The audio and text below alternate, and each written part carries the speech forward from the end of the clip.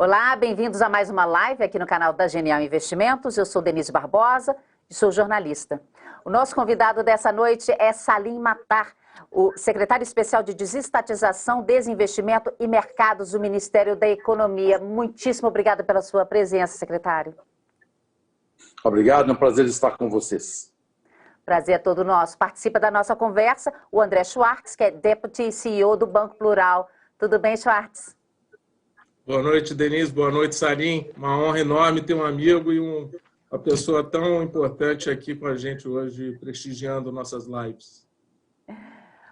Secretário, olha só, o senhor virou o ano, o senhor entrou 2020 na expectativa de que pudesse tocar o seu projeto de privatizações e que ele chegasse a 150 bilhões de reais.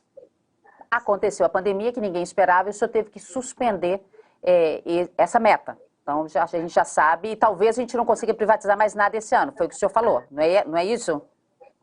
Exatamente. Então, Nós vendemos no mês de... Sim. Só para arrebatar, dar aqui também um tom um pouquinho mais positivo. A gente conversou aqui também nas nossas lives com o Adolfo Saxida, que é secretário de Política Econômica, e ele se mostrou muito otimista que a partir do mês de julho desse ano, até o fim do ano que vem, a gente teria as reformas e privatizações. O senhor acha, então, como é que o senhor acha?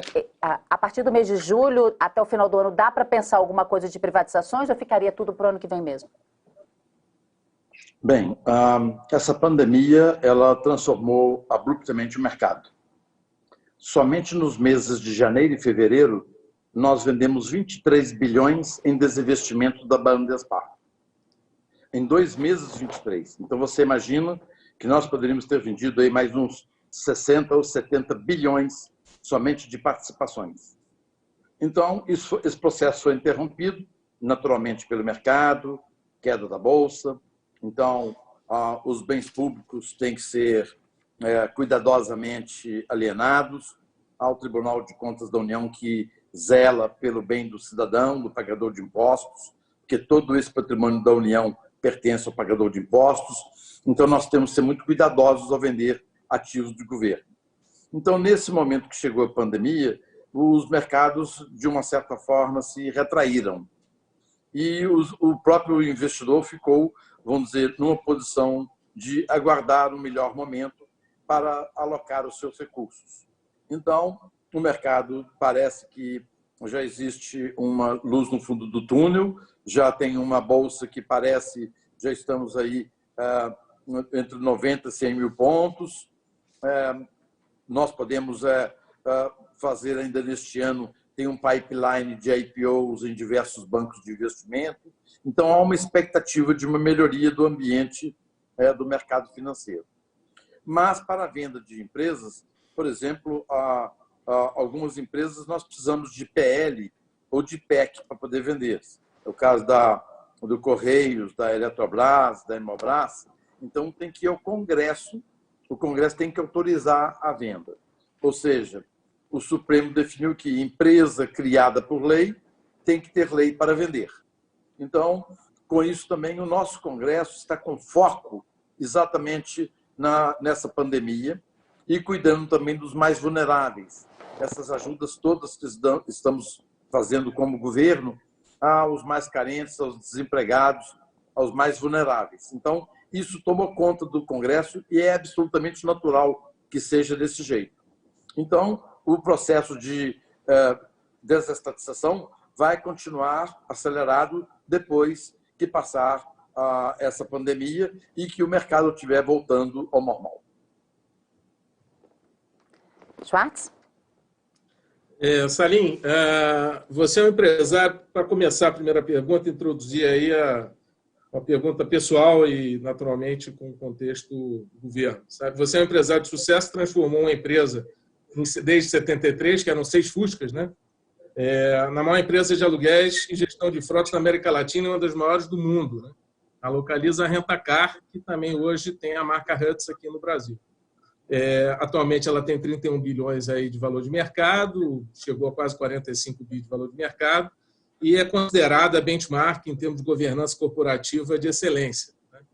Estava numa zona de conforto tranquila, né? O que te motivou a a aceitar o convite para integrar a equipe do ministro Paulo Guedes e se dedicar a essa missão tão desafiadora de reduzir o tamanho do Estado na economia? Obrigado pela pergunta, André.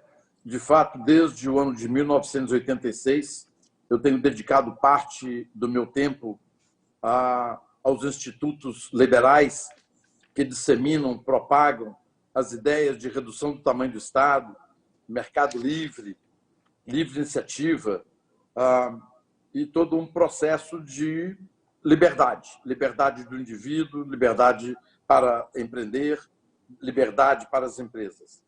Então, quando chegou em 2018, e depois de tantos anos de esquerda, porque a social-democracia está dirigindo o Brasil há aproximadamente 30, 40 anos, são os sociais-democratas. E pela primeira vez nós temos uma chance agora de ter os liberais no poder.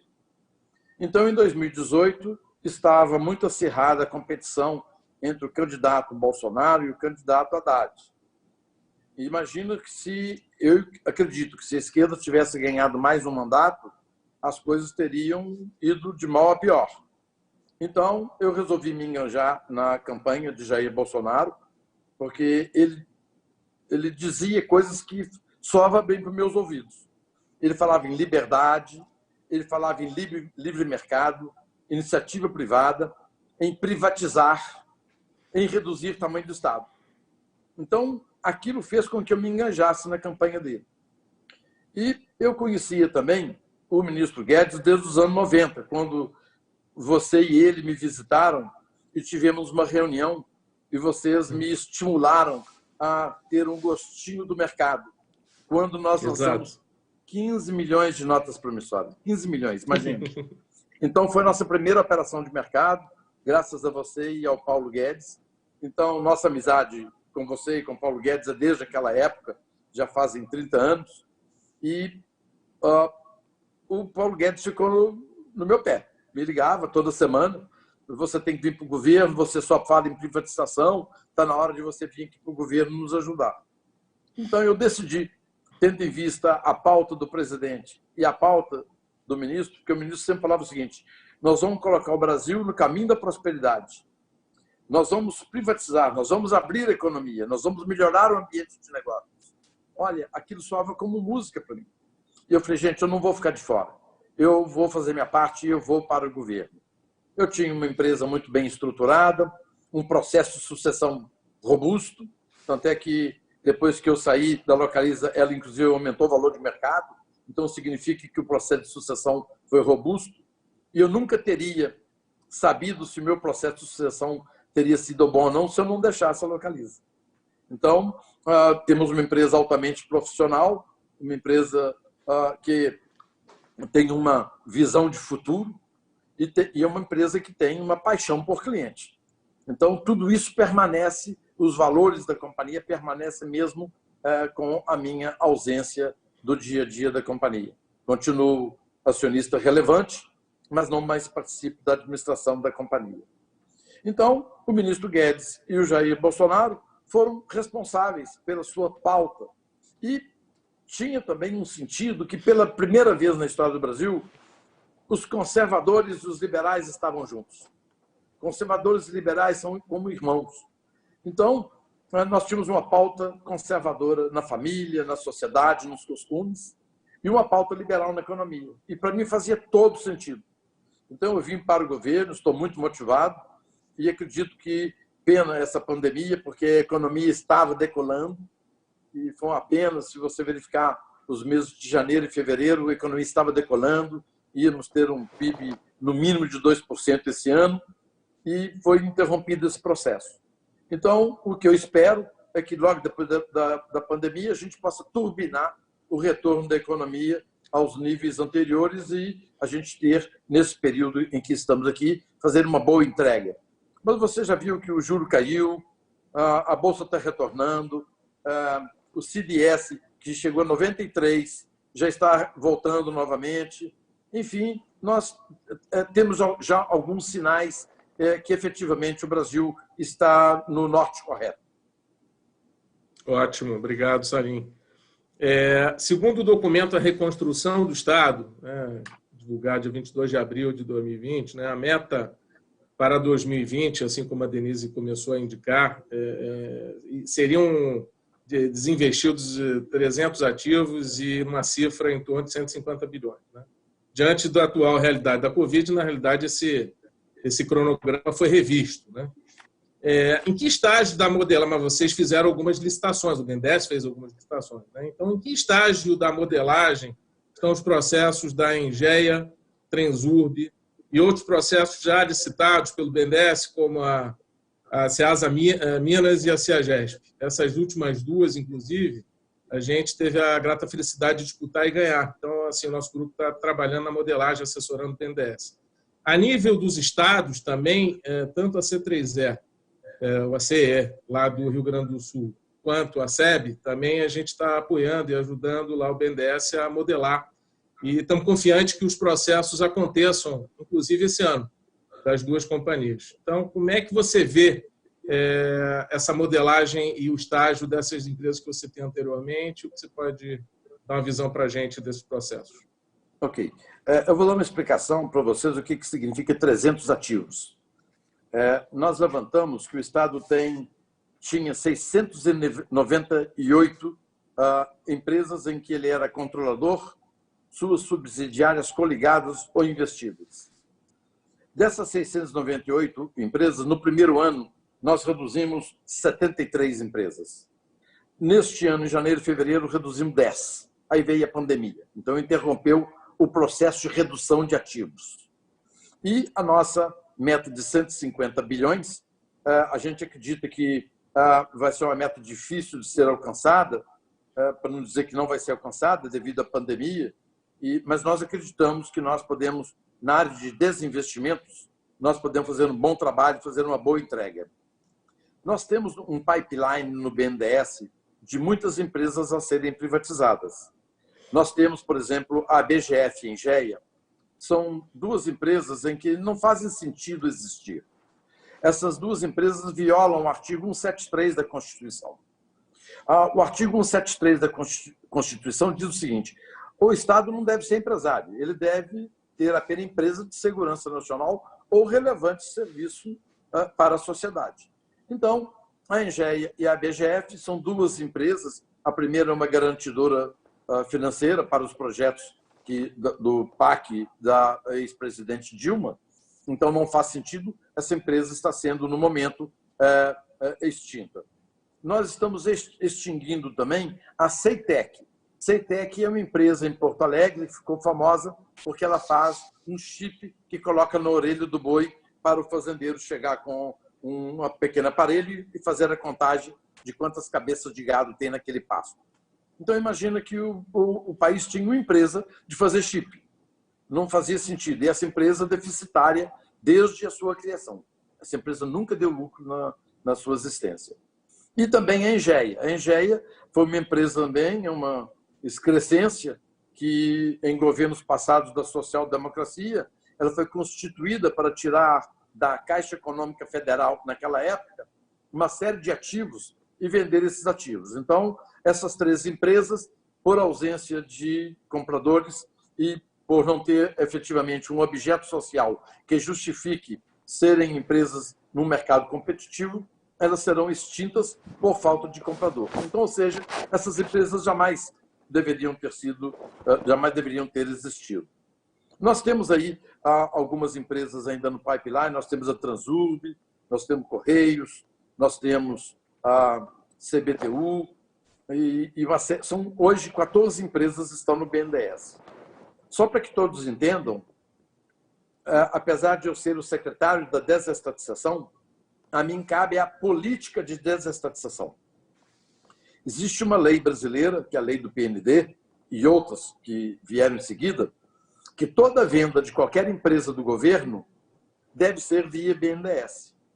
Então, todas as empresas serão vendidas pelo BNDES, que tem um bom expertise, tem uma equipe técnica muito boa e tem uma expertise que, ao longo desses anos, vendeu mais de 40 empresas. Então, esse expertise do BNDES vai nos ajudar a vender esses ativos.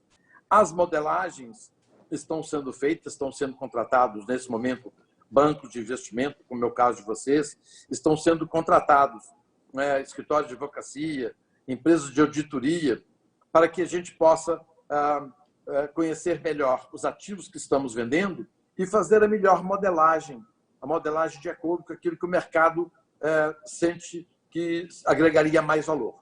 Então, nós acreditamos que neste ano de 2020, talvez exista extinções de empresas, mas venda de empresas a gente acredita que deverá acontecer mais possivelmente no primeiro ou segundo trimestre de 2021.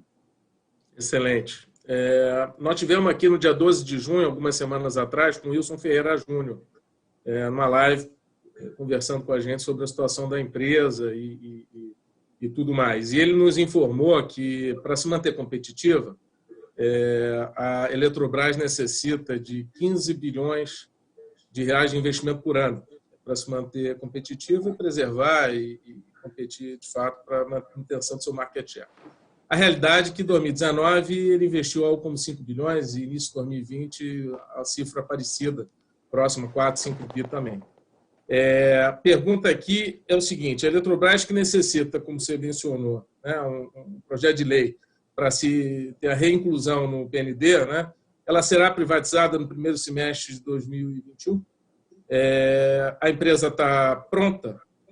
O ambiente político tão difícil, no caso da Eletrobras, com tanta resistência, está pronto? O ambiente político está pronto para isso acontecer? O modelo será a de capitalização, como indicado pela imprensa, e em várias situações foi aventado essa modelagem? E se o modelo está definido? Pergunta sobre a Eletrobras. Obrigado. A Eletrobras é um espetacular ativo estatal hoje, por sorte, uma empresa listada. Então, a modelagem da Eletrobras será via capitalização, fácil e rápido. De fato, a Eletrobras precisa investir 15 bilhões por ano para ela manter o mesmo market share que ela tem hoje, quer em geração, em transmissão ou distribuição. Ela só tem 3 bilhões para investir. Ou seja, caso ela não seja capitalizada pelo privado, porque o Estado não tem dinheiro, ainda mais nesse momento de pandemia, o Estado está gastando muito dinheiro para proteger os mais vulneráveis e as finanças estarão muito desajustadas. Então, é importante que seja o privado entre no jogo e assuma esse papel de grande investidor da Eletrobras. Tudo está correndo de maneira que o PL da Eletrobras, que já estava no PND, mas foi retirado no governo Lula, ou seja, eles falaram assim, não, nós não queremos privatizar a Eletrobras. Então, retiraram do PND. Então, a Eletrobras hoje precisa de um PL para ser reincluída no PND. Nós acreditamos que, de como as coisas estão, nós poderemos conseguir isso em setembro.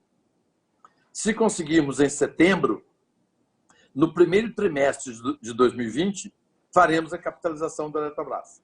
Se por acaso atrasar e for para outubro, então a capitalização será feita no segundo trimestre de 2021.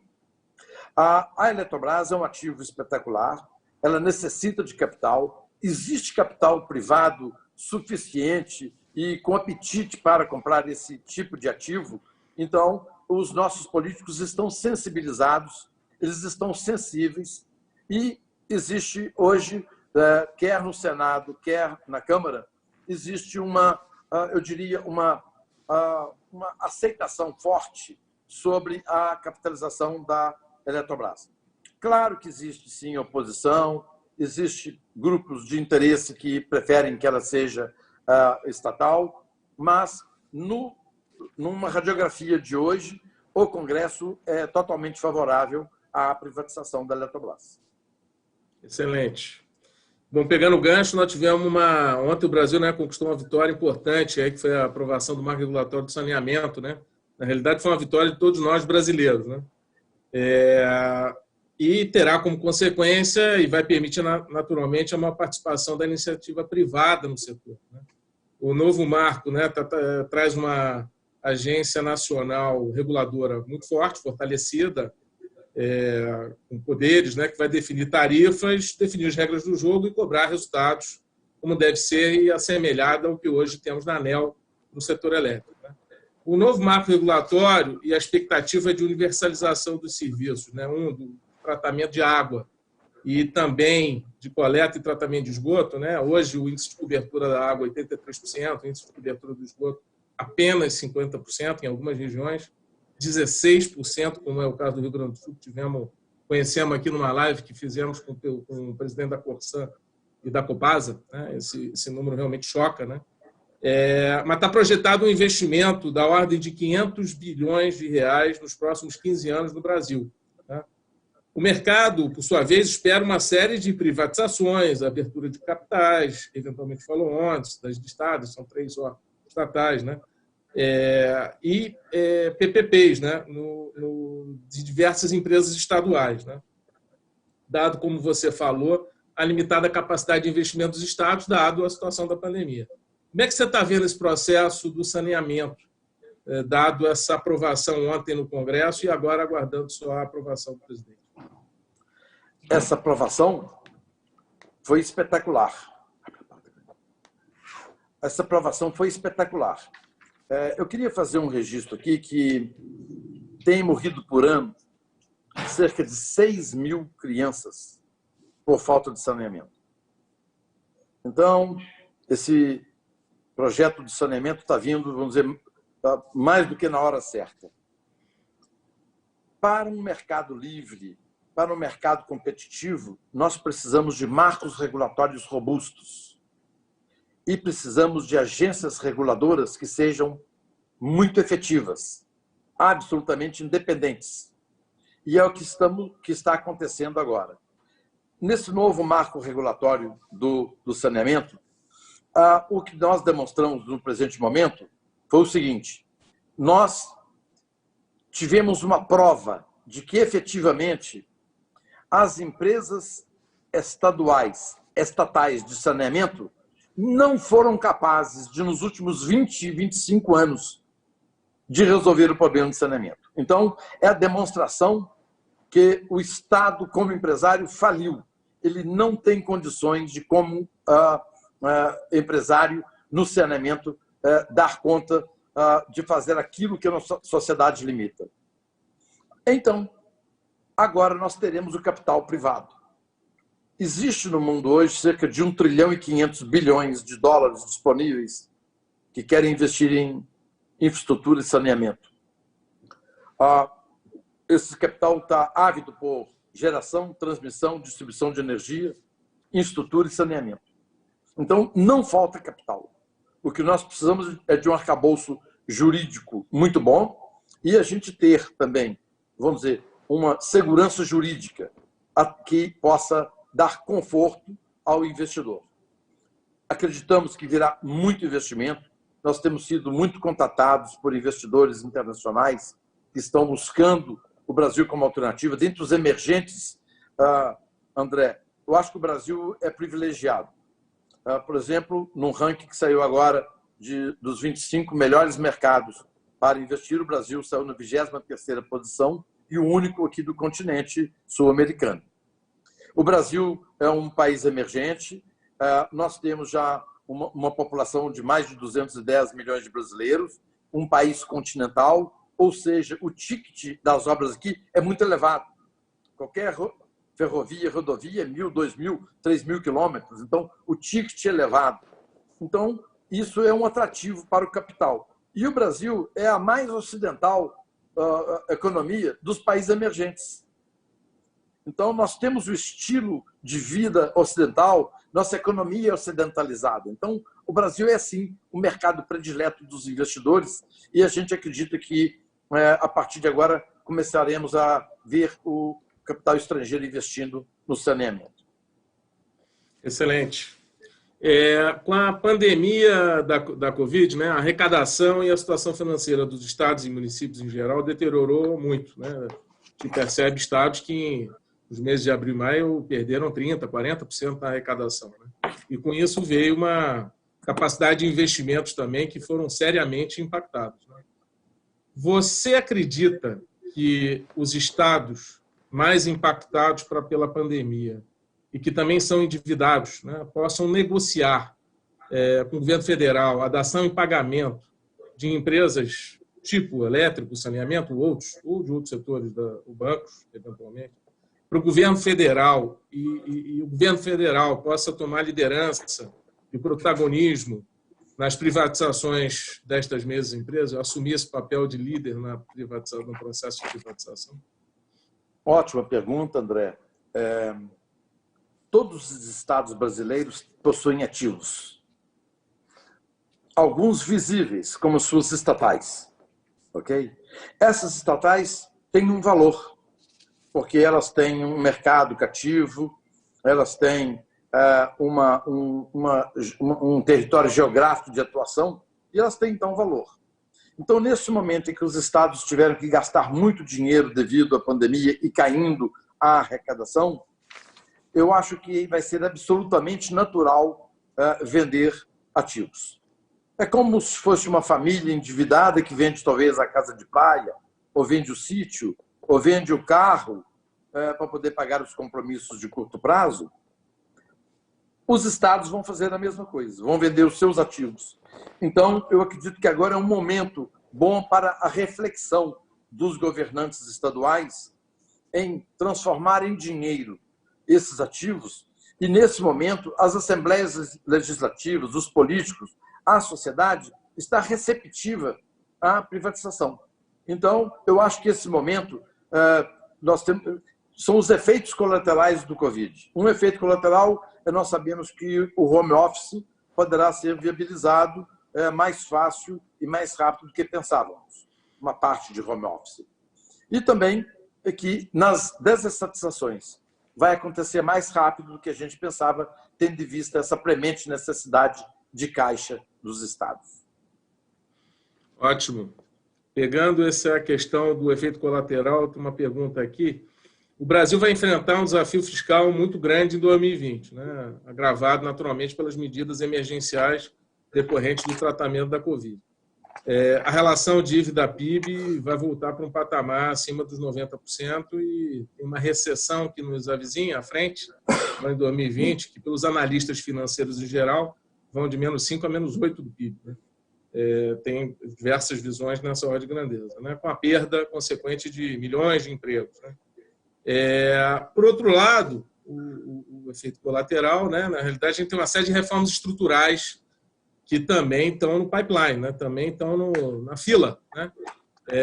Que deverão tramitar no Congresso, como a administrativa, a tributária, o marco do gás, o saneamento foi aprovado ontem, a independência do Banco Central, tem uma série de marcos e de mudanças estruturantes e importantíssimas. Né?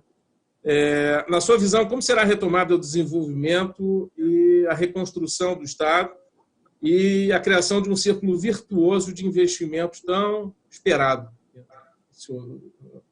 Brasil?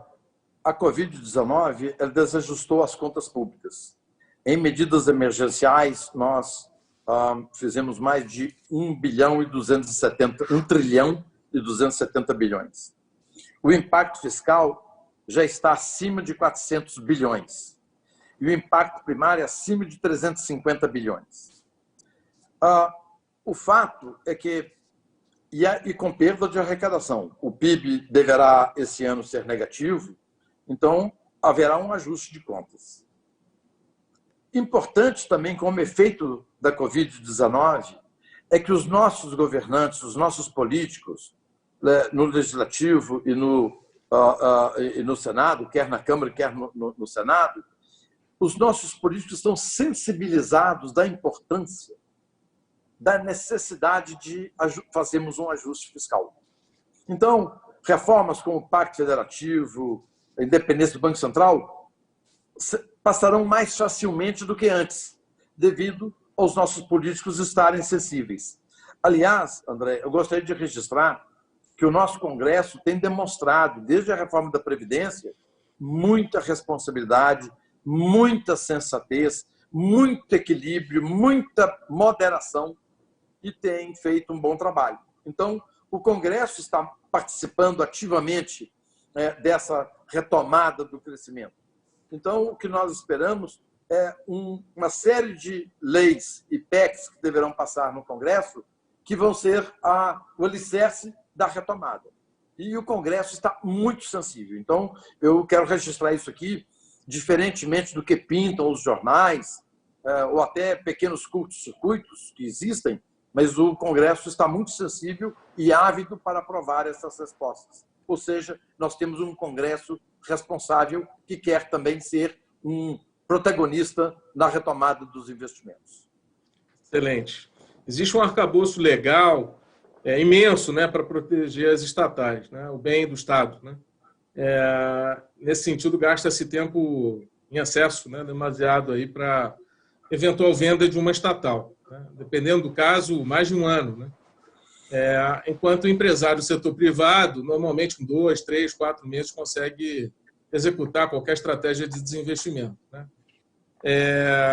É notório também que é mais fácil a venda de subsidiárias do que venda de estatais.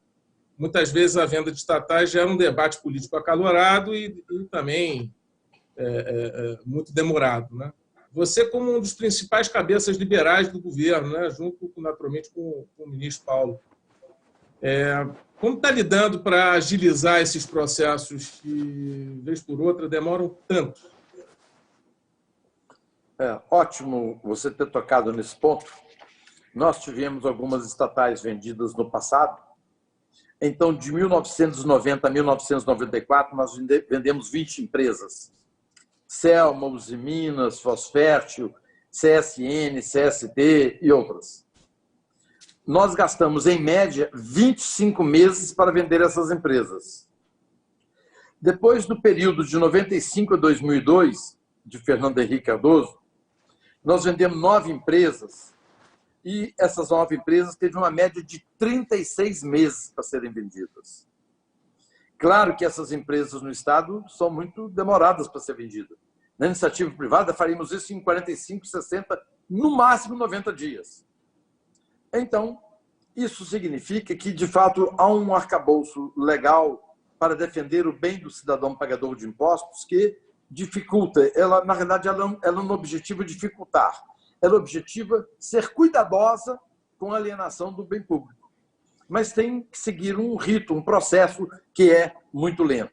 Nós estamos hoje com 18 meses de governo. Olha que interessante. Nós estamos no governo há 18 meses. Nós temos hoje 16 empresas que estão no PPI e no PND que já têm o prazo médio de 26 meses. Você fala, mas por que 26 meses? Porque tem a Ceasa Minas, que está lá já há 235 meses. 20 anos está para vender. Nenhum governo que passou conseguiu vender a Ceasa Minas. Nós temos a Codesa, 34 meses. Então, essas empresas puxam a média para fora, para cima. Então, hoje nós temos 26 meses de média, apenas com 18 meses de governo. Claro que essa conta vai ser debitada para nós, não tem importância. O importante é o resultado, que serão privatizadas. Então, isso só para demonstrar o que você falou, que, de fato, no governo as coisas são um pouco mais complexas, tendo em vista ser o bem do cidadão, que tem que ter um arcabouço que defenda e veja que tudo isso está sendo feito de forma transparente e vendendo ao melhor valor possível. Ô, Schwartz, eu queria entrar aqui e fazer algumas perguntas da audiência, pode ser? Claro, deixa eu só fazer uma última, só sobre segurança jurídica que o Salim, secretário, comentou, só para não perder o fio da meada, Denise, obrigado. Salim, eventos como o que ocorreram na venda da TAG, foi uma venda, para quem não sabe, da ordem de 33,5 bilhões de reais. Né? Quem arrematou foi o Grupo Endi, junto com um investidor canadense. E eles esperaram um ano, né? Depois que eles ganharam esse bid, um ano entre a aprovação e de fato, né, a bênção que subsidiárias de estatais não precisam ir para o Congresso para ter autorização da venda. Né? Tem o caso também da CELG, né, que o governador Caiado, no início desse ano, ameaçou encampar. E a Enel pagou um valor importante, foi a única a disputar, e levou e ganhou. Né? Então, são questões aí que geram uma apreensão e uma insegurança jurídica, ao contrário. Né? você tem um pipeline, né? Você tem uma lista de empresas a serem vendidas no tempo, né? Como é que você garante a tal segurança jurídica para o investidor com esses eventos? Assim, como é que vocês estão tratando, endereçando essa questão, né? E a tua visão em relação do capital estrangeiro comprando boa parte dos ativos. Qual é a tua visão em relação a capital nacional versus estrangeiro? Se você já tem algum conhecimento em geral dessas questões. Obrigado, Denise. Na sequência, passando para a audiência. Obrigado. Muito bem colocadas as suas 3 perguntas. A primeira eu vou responder sobre a Enel, em Goiás. Foi uma empresa privatizada no governo Perillo. E quando o governador Caiado assumiu, na realidade, a empresa estatal de energia estava absolutamente esfrangalhada. E você não consegue reconstituir uma empresa em 6 meses, 1 ano.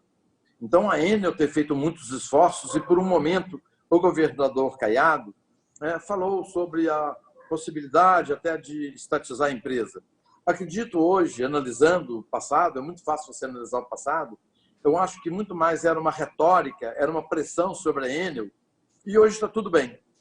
Então, o governador Caiado é um governador responsável, é um grande líder político que nós temos, foi muito importante nos seus pronunciamentos durante o governo da esquerda, e é um homem muito sensato, é um político sábio, e ele chegou à conclusão que, efetivamente, a Enel é um processo que poderia trazer insegurança jurídica, e hoje está praticamente resolvido o assunto da Enel. Então, a sensatez do Caiado fez com que esse assunto saísse de pauta. A segunda pergunta que você fez foi a respeito do... O que foi a segunda pergunta? Você tem uma visibilidade de capital estrangeiro indicando Sim. Interesse na lista de empresas a serem oferecidas. O fato é o seguinte, este governo é um governo aberto, um governo que gosta de liberdade, gosta de capital, gosta de lucro, gosta de empresário. Então, vem aquilo que os chineses falavam, não importa a cor do gato, desde que caça rato. Okay? Então, não há uma restrição ao capital estrangeiro. Não há restrição. Se nós queremos construir um país livre, um país de mercado aberto, e se queremos fortalecer a iniciativa privada, e se queremos gerar emprego e renda no Brasil, nós precisamos de capital estrangeiro. Então, o capital estrangeiro será muito bem-vindo e não haverá restrições. E cada vez mais nós vamos melhorar o arcabouço jurídico legal para cada vez não haver distinção entre capital estrangeiro e capital nacional. Será sempre muito bem-vindo esse capital estrangeiro. Excelente, obrigado, secretário. Denise. Secretário, tenho várias perguntas aqui, então se o senhor quiser ser bem resumidinho, assim, para render bastante, pode ser, tá? Primeira pergunta, e tem uns codinomes aqui, então o senhor não se assuste, não se estranhe, não. Então, primeira pergunta é do Bolsa na Veia. Bolsa pergunta, Salim Matar, por que em vez de privatizar, o senhor não faz um IPO dos Correios na B3, transformando a empresa em uma corporação? Quero ser sócio. Talvez quem comprar o Correios poderá listá-la na Bolsa para você ser sócio. Agora, o Correios foi uma empresa que foi aberta para entregar carta. Ninguém mais entrega carta. Hoje, o Correios é uma empresa entregadora de pacotes, competindo com a iniciativa privada, com as transportadoras brasileiras, sem pagar imposto. Uma concorrência injusta e desleal. Então, o governo não tem que ter empresa de entrega de pacote. Outra pergunta é do Eduardo. Boa noite, secretário. Qual a facilidade de realização e o potencial em vendas de imóveis da União? Nós aprovamos a semana passada a MP 915, que vai facilitar muito a venda de imóveis da União. Todos vocês sabem essa quantidade de imóveis abandonados, depredados, ou muitas vezes invadidos, que são imóveis que pertencem à União. Então, agora, de acordo com a MP 915, qualquer indivíduo que conhecer souber de um imóvel da União, ele pode manifestar o interesse em adquirir aquele imóvel, que mesmo não estando regularizado, a União vai vender esse imóvel, dando o direito de posse e propriedade para a pessoa. Essa pessoa vai apenas regularizar, mas já tem a posse e a propriedade. Então, a partir de agora, vão acelerar as vendas. Vai entrar em leilão agora, na primeira quinzena de julho, o primeiro pacote de 100 imóveis.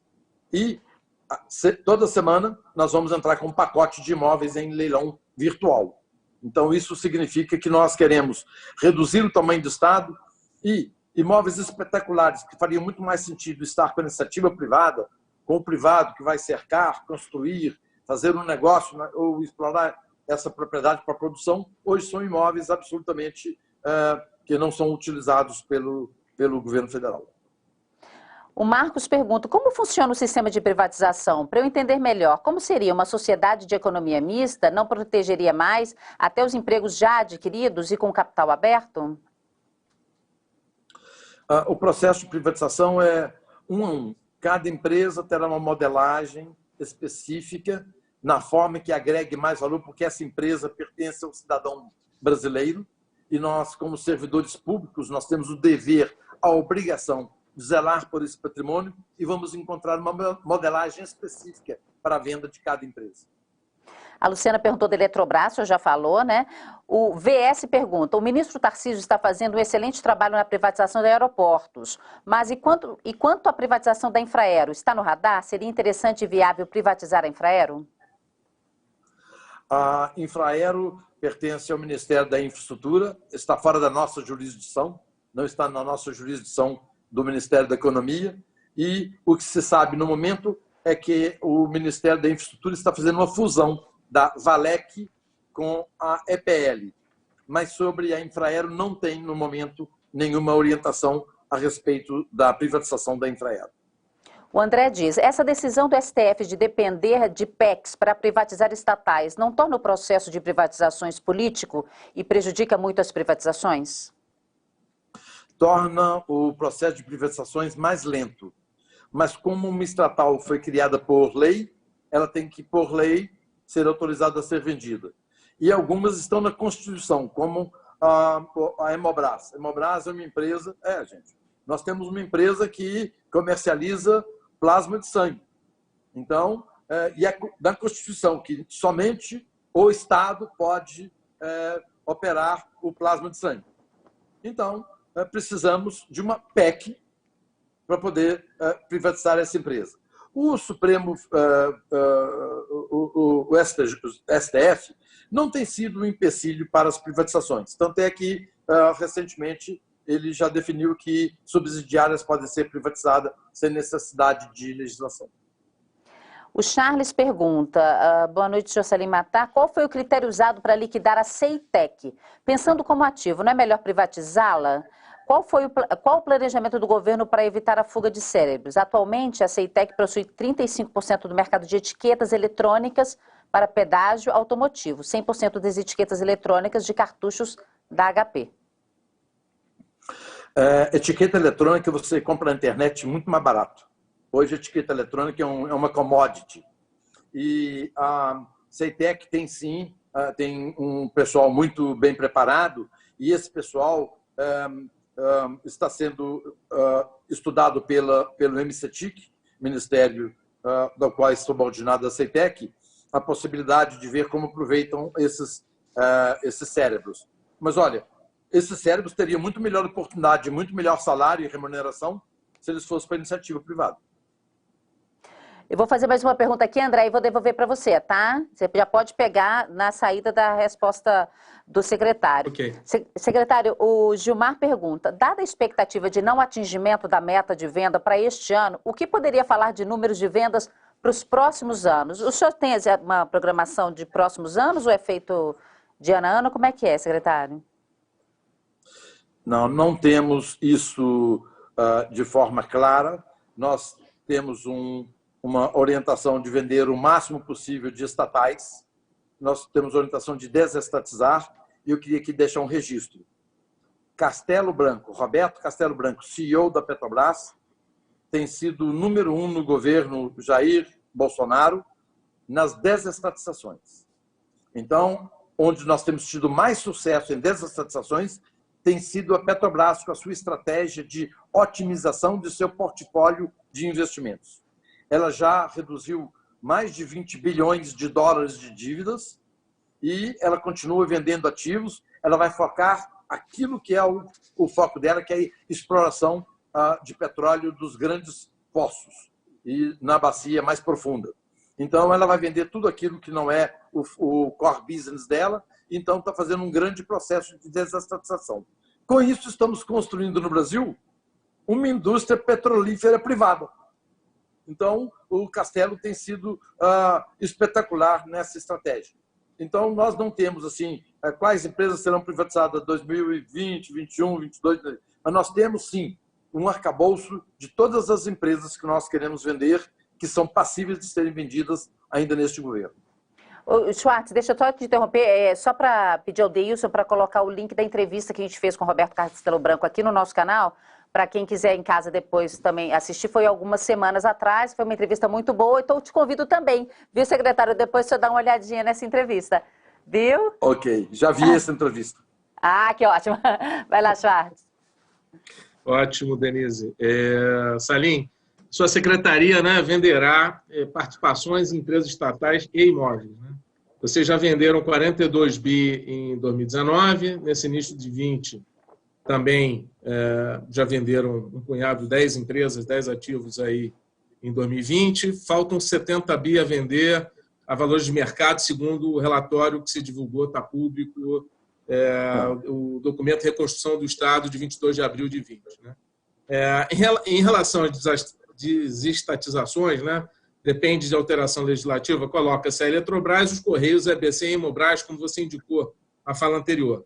Eletrobras nós já abordamos, né? Correios e Hemobras com um histórico de graves problemas e de má gestão e até de corrupção em casos de governos anteriores. Né?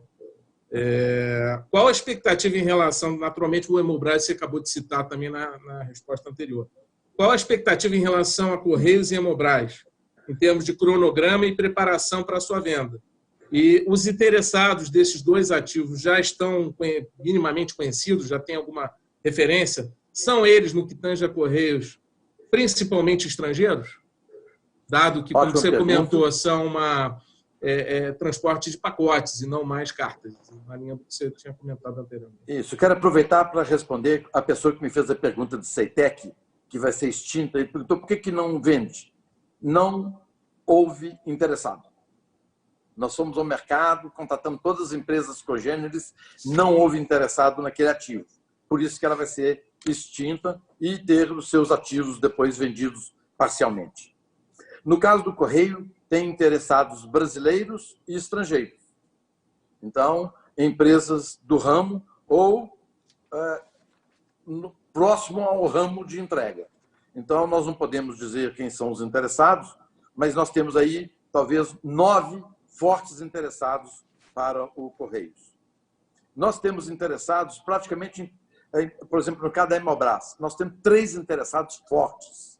Um grupo internacional e 2 grupos brasileiros. Então, quando o ativo é bom, você tem interessados. E o que nós queremos é vender o ativo, porque dessa forma se mantém empregos, as pessoas continuam trabalhando, a empresa continua produzindo, gerando emprego e renda. Então, a nossa prioridade é vender o ativo, vender a empresa que continue sendo operada por terceiros. Ótimo.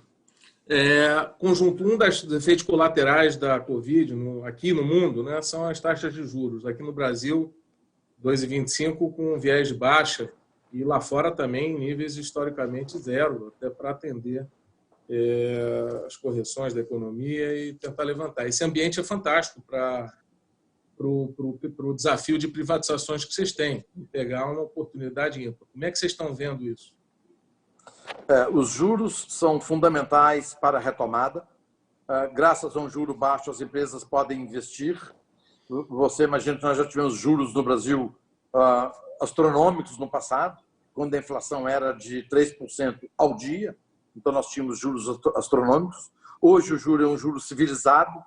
Esse juro, nesse patamar, ele estimula o investimento, estimula que as empresas possam investir mais, se endividar para investir. Então, esse é o ambiente ideal para a retomada, a gente ter juros baixos para estimular o empresário a investir. Excelente. O Brasil gasta atualmente 13,5% do seu PIB, né, algo como R$ 1 trilhão com funcionalismo. Acho que você vai gostar dessa pergunta. Enquanto os Estados Unidos e os países da Europa gastam algo como 10% do PIB. A desigualdade e a pobreza no Brasil estão associados ao tamanho do gasto do funcionalismo e à má alocação de recursos. Lembrando que o Estado empresário, como você mencionou, participa atualmente ainda em 615 empresas. Quando vocês assumiram, era quase 700, né? Então, hoje ainda perduram 615 empresas. O PIB do Brasil entre 2015 e 2019, final de 2019, né, caiu 3%. O mundo cresceu quase 19% e os emergentes 25%. Você, como liberal ainda, Salim, por isso mencionei, e o ministro também, naturalmente, outras cabeças importantes do governo, integrantes do governo liberais, né? Como é que vocês estão traçando metas de eficiência e tamanho do Estado até 2022, quando termina o governo Bolsonaro? O Estado brasileiro é muito oneroso, pesado. Você verifica que o Reino Unido, o custo do Reino Unido é 9% e o Brasil 13,5%. Então, significa que nós temos uma má alocação de recursos de aproximadamente 328 bilhões por ano que nós gastamos em despesa. 328 bilhões poderiam ser gastos em Minha Casa Minha Vida. Nós poderíamos dar por ano aproximadamente cerca de... hoje nós temos 5,5 milhões de brasileiros sem teto. Com 328 bilhões, nós daríamos cerca de 3 milhões de residências e podíamos dar essa casa para as pessoas. Então, é uma má alocação de recursos você colocar esse recurso em despesa quando você podia construir uma casa para uma pessoa necessitada, vulnerável. Então, nós temos que reduzir o tamanho do Estado. Existe uma reforma administrativa, essa reforma administrativa talvez não haverá clima para ela esse ano, então talvez ela só seja entregue ao Congresso no próximo ano. É uma pena que a gente já teríamos perdido, então, 2 anos de governo até então. Ótimo. A retomada do crescimento do Brasil, em boa medida, deverá ocorrer com investimentos em infraestrutura, né? O governo tem orientado os bancos estatais, o BNDES, o BASA, o Banco do Nordeste e a própria Caixa, né, a desarmar os instrumentos IHCDs, né, que são instrumentos de dívida, porém tratados como equity em algumas situações, e devolver esse caixa para o governo federal, para o Tesouro. Na linguagem, né, coloquial, despedalar, né, o que aconteceu no passado, despedalar os bancos estaduais, devolver, voltar a uma situação original, né, e focar nas suas atividades, em financiar pequenas e médias empresas, eventualmente uma atividade de saneamento aqui, acolá, mas, na realidade, voltar para a sua essência. Como será, então, e assim a gente percebe também que os bancos privados aumentaram nos últimos anos, aí também em termos de carteira, hoje eles financiam mais do que o setor, os bancos estatais, né, a infraestrutura. Como é que se dará, na tua visão, essa retomada e como é o financiamento para a infraestrutura? Despedalar os bancos públicos significa melhor alocação de recursos. Por exemplo, no governo anterior, no governo petista, nós construímos o metrô de Caracas, construímos hidrelétricas, aeroportos na África, rodovias na América Central, quando poderíamos ter construído isso tudo aqui no Brasil. Então, foram 500 bilhões de investimento fora que poderia ter sido no Brasil. Então, ou seja, nós criamos emprego na Guatemala, criamos emprego no Congo, criamos emprego na Venezuela, na Argentina, quando poderiam ter criado emprego aqui. Então, despedalar o banco foi uma estratégia boa desse governo, no sentido de fazer os nossos bancos públicos serem mais eficientes na alocação de recursos. E nós queremos que o capital privado seja o grande ator, o grande protagonista do financiamento das obras de infraestrutura. Para isso, nós temos que dar segurança jurídica. Nós precisamos também que exista um retorno mais palatável para o investidor. No período do governo petista, eles queriam colocar a taxa de retorno em 6%. Olha, o investidor, quando você limita o investidor, ele não gosta e ele prefere buscar, então, alternativas onde ele tenha melhor ganho. Então, toda a nossa estratégia de investimento em infraestrutura é permitir que o privado possa, sim, correr risco, mas possa, sim, ter um retorno mais à altura do risco que ele está correndo. mas sempre com segurança jurídica. Ótimo. O decreto 10.263 instituiu o novo padrão de governança para estatais, né? Alinhado, como vocês mesmos declaram, alinhados com as melhores práticas da OCDE. Quais são as medidas que já foram tomadas e o que mais está planejado para frente? E como é que vocês têm atuado nessa questão? Isso é bastante recente. A semana passada, nós lançamos o novo estatuto dentro dos padrões da OCDE, ou seja, um estatuto que deixa as estatais brasileiras no patamar das empresas da OCDE estatais e bem próximo das empresas da iniciativa privada. Então, o primeiro passo nosso foi o estatuto e nós vamos fazer uma melhoria substancial na governança e no compliance das empresas estatais. De fato, isso sim, será um legado que vamos deixar, já que nem todas as empresas estatais vão ser vendidas. Existem algumas estatais de segurança nacional. Não está no nosso mandato a venda da Petrobras, da Caixa e do Banco do Brasil, então elas permanecerão. Tem empresas estratégicas militares que continuarão, então nós estamos deixando um legado para as empresas que forem continuar. Queremos um padrão elevado de governança e compliance. Ótimo. Os liberais, em geral, né, defendem que prioritariamente se deve dedicar segurança, saúde, educação, né? Você, antes de assumir a secretaria, você também foi um agente que apoiou muito o candidato Zema, né, no estado de Minas Gerais, né, o Partido Novo, que prega naturalmente a mesma base e tal, a mesma lógica e ideologia. Como é que você está vendo, assim, naturalmente, tem as limitações de governo, né? Naturalmente, cada estado é um estado e situações diferentes. Nós tivemos aqui com o CEO da Copasa, como eu mencionei anteriormente, tivemos conversando com o secretário de Fazenda do estado de Minas Gerais também, e com o próprio governador Zema. Como liberal, isso faz um mês, mais ou menos, que estiveram com a gente aqui. Como é que você vê essa bandeira liberal dentro do... Já que você é um mineiro bem enfronhado, como é que você está vendo essa agenda de execução lá no estado de Minas? O estado de Minas Gerais foi governado pela centro-esquerda durante muitos anos.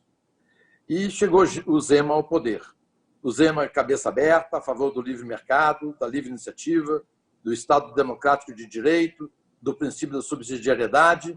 E o Zema, pelo Zema, não venderia todos os estatais. Mas tem um fato interessante. A gente tem que saber fazer de um limão uma limonada. O Zema pegou o estado mais quebrado do Brasil. Ele foi terra arrasada depois do ex-governador Pimentel.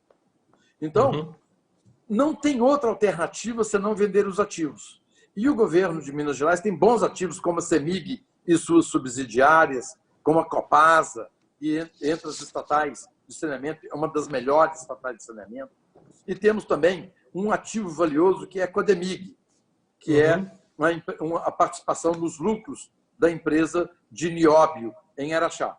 Então, talvez vendendo essas empresas, Zema poderá regularizar as finanças do Estado e ainda investir na geração de empregos e renda, pois o Estado está, nesse momento, talvez seja o Estado no Brasil hoje da pior situação financeira, seja o Estado de Minas Gerais. Zema está pretendendo fazer uma privatização generalizada e está, nesse momento, buscando o apoio da Assembleia Legislativa, de nossos legisladores estaduais, que eu acredito que estarão sensibilizados em contribuir para a redução do tamanho do Estado, ajuste das contas do Estado, vendendo essas estatais, deixando de ser um Estado empresário e um Estado que possa cuidar de educação, saúde, segurança e o mínimo de saneamento básico.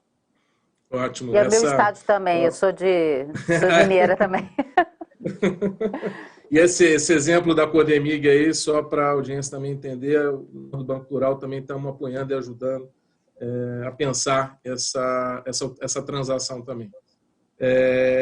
Estamos nos aproximando de 1 hora de live, né, Denise? Passo para você a bola. Só para a gente encerrar aqui, eu O Deilson já colocou aí o link também da entrevista que a gente fez com o governador Zema e também da entrevista sobre o marco do saneamento, que foi na terça-feira, né, um dia antes da votação no Senado, que foi com o presidente da Copasa e o presidente da Corsan. Então, quem quiser depois dar uma olhadinha nessas entrevistas. Queria só passar uma perguntinha rapidinha, porque aquele Charles, que é nosso espectador que estava perguntando da Ceitec, ele também perguntou como é que ficam as empresas que têm contratos já firmados com a Ceitec. Tem alguma definição sobre isso, secretário? Contratos são feitos para ser cumpridos. Todo contrato reza a saída, reza a rescisão, reza a cláusula de indenização. Então, o Estado, o governo, a Ceitec não vai dar prejuízo a nenhum fornecedor, a nenhum parceiro que tenha contrato. Tudo será feito dentro da lei, dentro dos mais elevados princípios de ética, para que possamos construir um Brasil melhor para os nossos filhos e netos. E a Solange pergunta aqui da privatização da Telebrás. A Telebrás está no PPI para estudos. Nós temos agora um novo ministro, que é o ministro Fábio Faria, que assumiu comunicações a semana passada, da qual estão no seu ministério a Telebrás, o Correios e a EBC.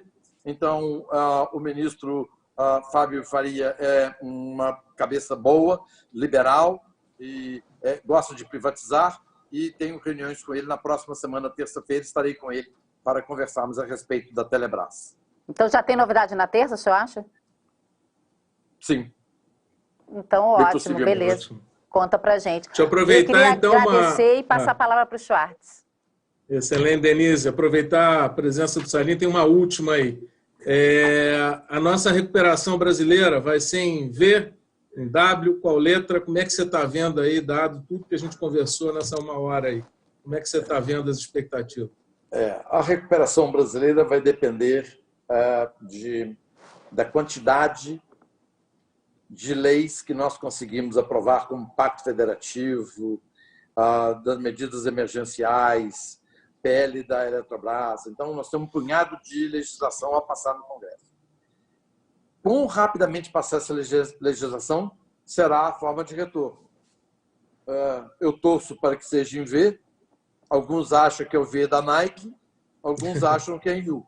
Então, hoje é difícil prever-se isso, mas já existem estudos dizendo que está mais para um V de Nike do que para um U.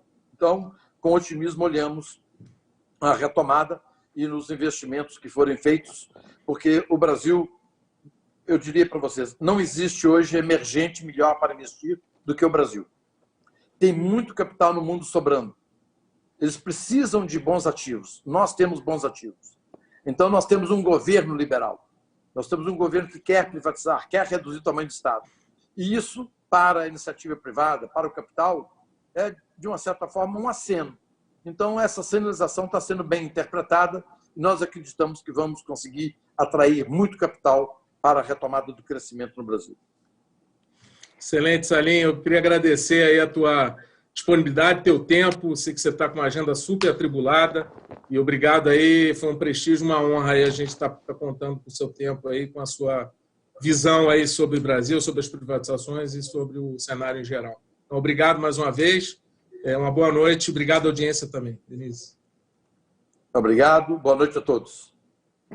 Secretário, obrigada. Schwartz, obrigada pela companhia. Obrigado. A você de casa, muito obrigada. Deixe seu like, tenho certeza que você gostou. Teve um monte de mensagem aqui, muita gente elogiando, gostando do conteúdo. É bom a gente falar sobre esse assunto, é um assunto que é muito importante, volta de investimentos e de emprego e de dinheiro para o Brasil, a gente está precisando.